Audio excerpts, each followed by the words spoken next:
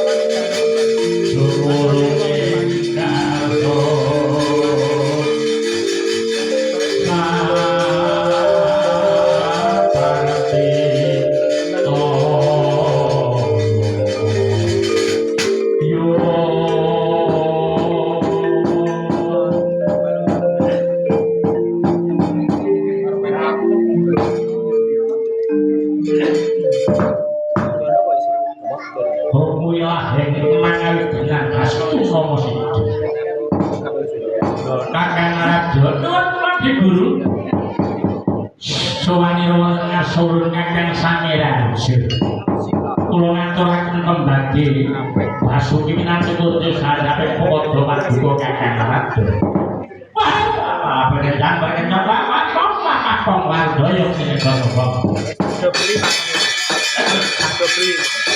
Biswanipun Kakang Sudo dalu-dalu ngarsanipun Sang Haji Guru kali sing sambi kula bapak ngangge setara-tara nanging bukti kula kantor Ki Guru Kakang Arabjo kula mboten kuwawinan pisembah pangandika paduka awit sapundhendra punapa ingkang kula nampi menawi kula kuwawinan pisungkem paduka Kakang lho sababipun amargi paduka Kakang punika sesepuhing para dewa ingkang pantes ngaturaken sungkem punika ingkang rayipun kula dhateng Kakang lah matur karo dalem sesami-sami Kaki Hendro nuwun wonten pangandikan kedhawuh Kanjeng Rama Bukul kepenan nanggonira lungguh Kaki Hendro jeneng ulun lan imbal pangandika kelawan ira ing sujud mau dalundan mlayu paduka Kanjeng Rama Bukul kepareng imbal pangandikan kelawan Kanjeng Rama Bukul kula ingkang puturing salendra kaul badhe namung donggorengaken karo Abdullah kang Puspita Kasle Samirana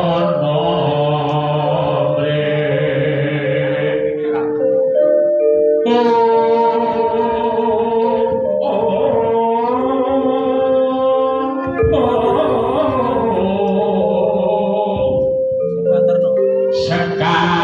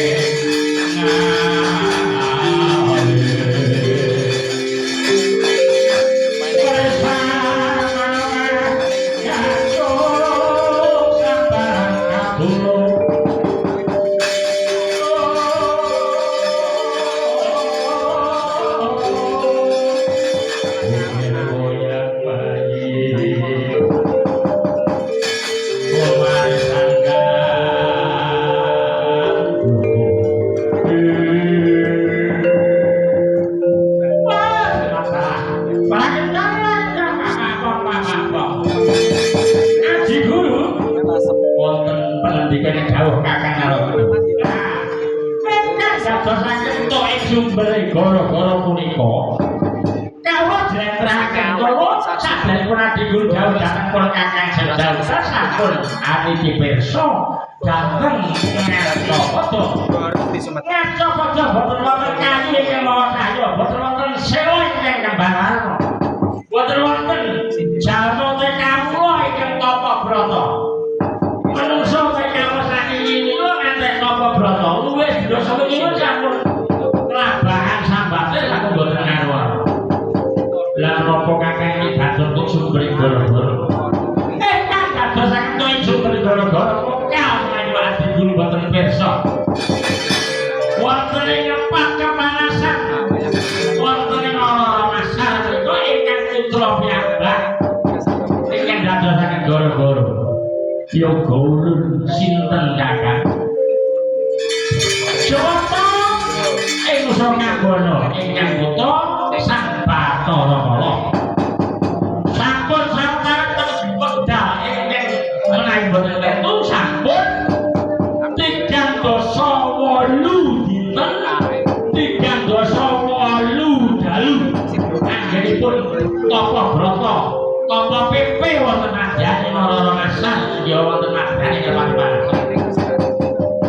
Menapa ingkang dipun suwun Bathara Kala kaya perbolan masuk bermasanipun adikuru kepangan diguru tegak menapa dawuh Bathara Kala dipun timbali sawangan itu wela om wilah ing mangawi gelah astu menawi mekaten Kakang Narada Bathara Kala badhe kula timbali sawangan ayu badhe kula dangu punapa ingkang dipun suwun Bathara Kala ngantos kuwantun tapa mriga apa pepe wonten madya ing lepat kepanan. Lah mestinipun ngaten bapak kaliyan anak menika sampun ngantos putus dhateng hubungan.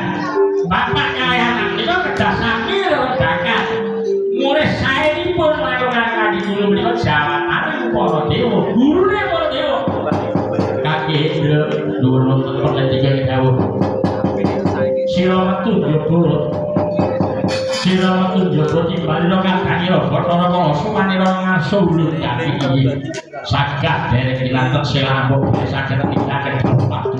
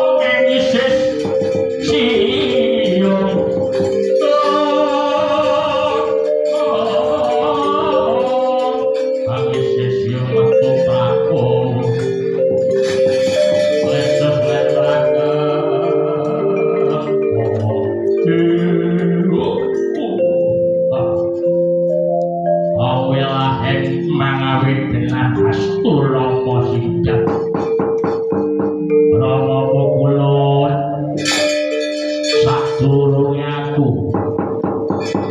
matur sing kanthi trewata lan dani aku ngaturake sungkem marang Kanjeng Rama Pukulun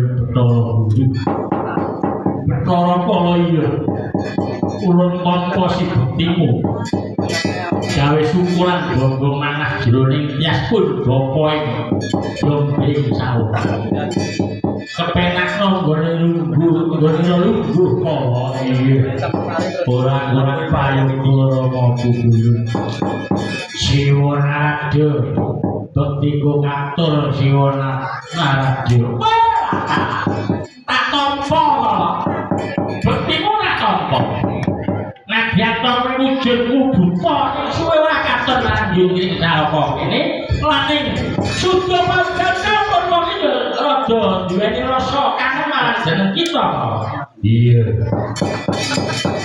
Bapak Guru nimbali marang aku lumantar sedulurku si Bathara Indra ana dawuh apa Bapak kala jeneng ulun mung bakal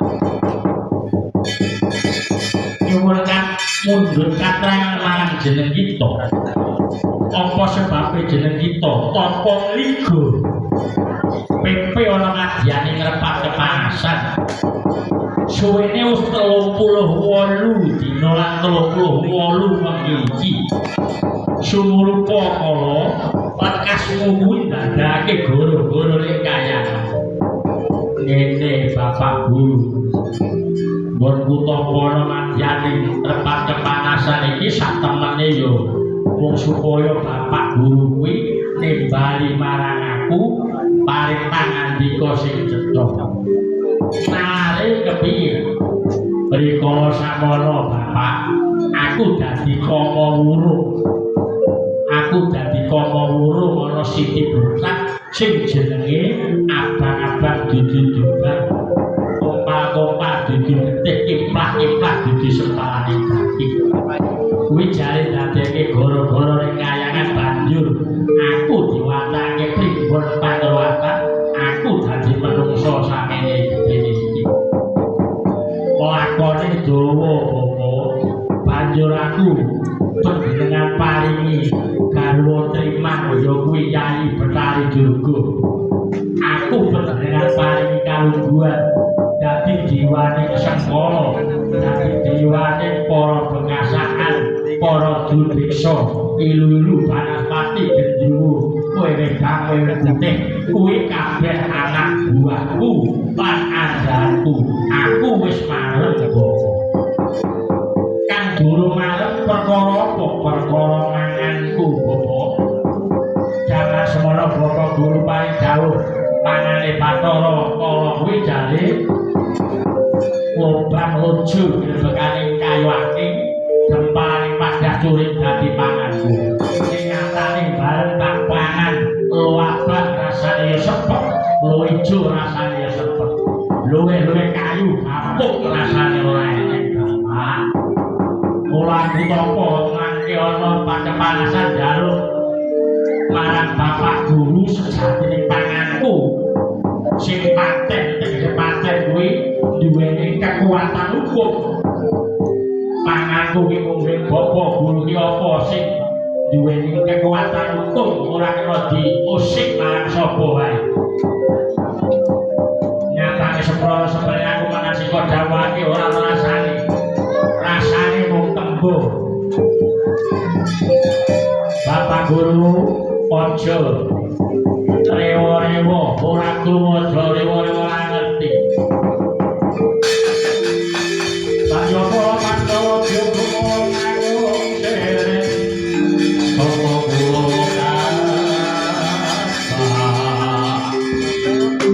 Kata Kongke Tro Katite Miro Kancok Sang Para Ratu Kancok Sang Para Ratu Duel Sagung Roti Pati Romanes Angga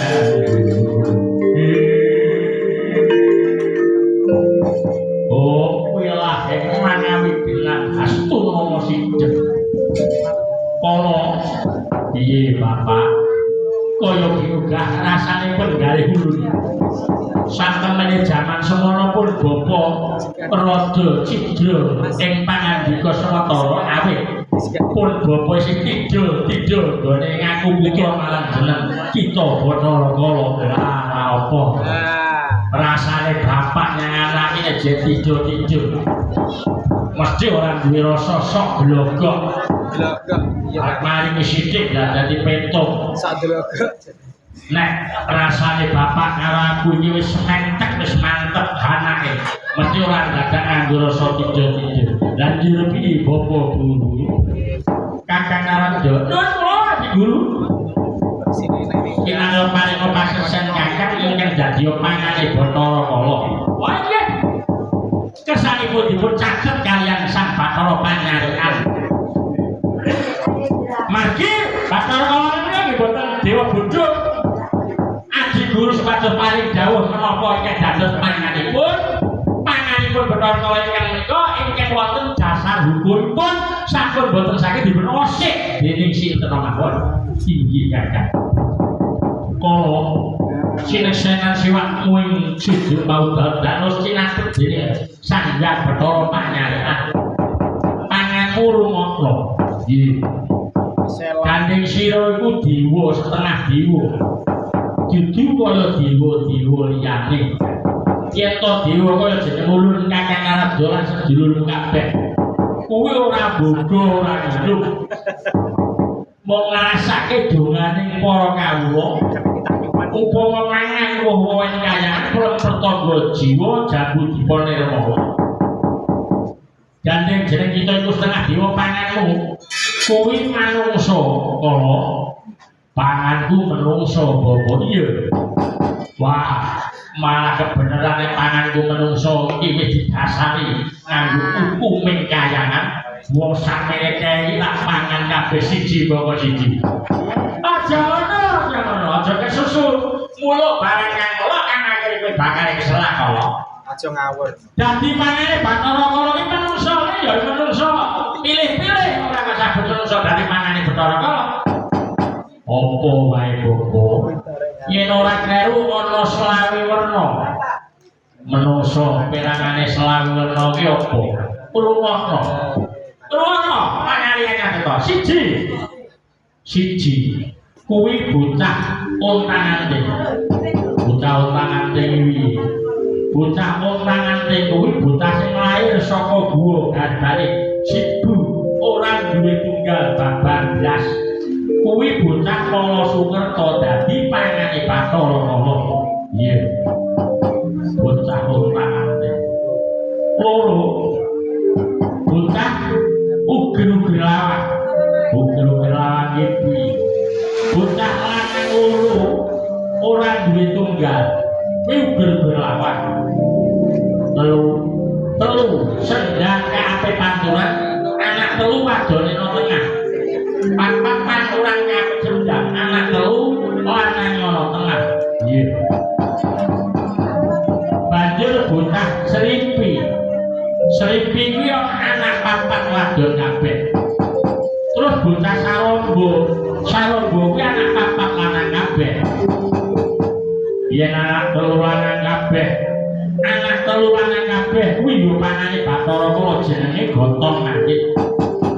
Anak telu wadon kabeh kuwi jenenge Cukik Durin iki yo pangane Bathara Kala. Terus Rena Selawe iki apa wae? Bocah lair lanang limo jeneng Pandhawa, lair wadon limo jeneng Pendhari. Kuwi antarane. Terus ana meneh bocah lair bareng Penaing Surya. Kuwi jenenge Julung Capok pangane Bathara Kala. Nggih. Bocah lair bareng Mandher Sengenge jenenge Julung Kembang kuwi pangane Bathara Kala. Iya. Bocah lair bareng Suruping Surya kuwi jenenge Julung Wujud pangane Bathara Kala. Nggih. Bapa meneh, bapa isih akeh. Bocah Tuna Bapa iki bocah sing wis lair nanging bapake